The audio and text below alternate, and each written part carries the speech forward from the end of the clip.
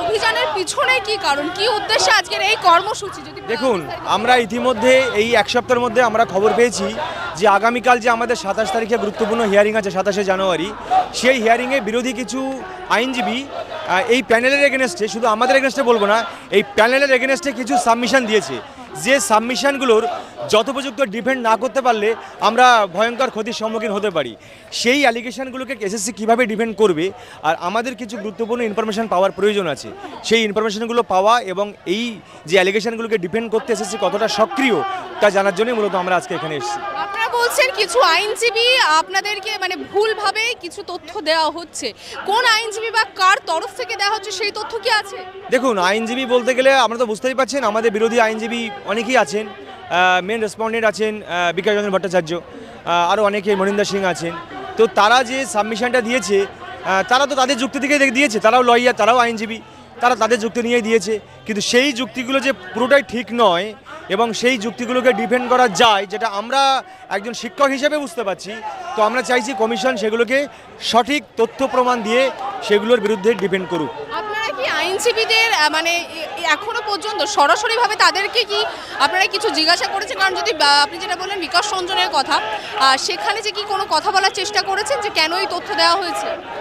না, সেখানে আমরা, দেখুন, তিনি বিরোধী আইনজীবী, তার সঙ্গে তো আমাদের কথা বলা এভাবে সম্ভব নয়, কারণ সে আইনের দিক থেকে তার যে ভুল তথ্য দেওয়া হচ্ছে সেটা ভুল তথ্য বলতে এমন কিছু সাবমিশন আছে যেগুলো আমার ব্যক্তিগতভাবে মনে হয়েছে পুরোটা হয়তো ঠিক নয় এবং সেগুলোকে ডিফেন্ড করা যাবে।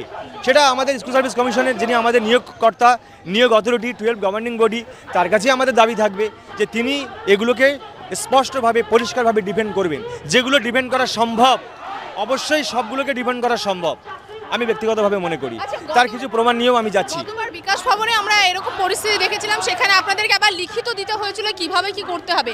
আজকেও কি সে একবারে প্রস্তুতি নিয়ে যাচ্ছেন পুরো লিখিত? আজকের আমাদের পুরোটাই প্রস্তুতি নেওয়া আছে। যদি কমিশন চায় যে কিভাবে ডিপেন্ড করতে, তারা আইনজীবী রেখেছেন, বড় আইনজীবী রেখেছেন, আমরাও আমাদের প্রাইভেট লয়ার হিসেবে আমরাও আইনজীবীকে রেখেছি। তো আমরাও কমিশন কিছুটা হেল্প করতে পারি।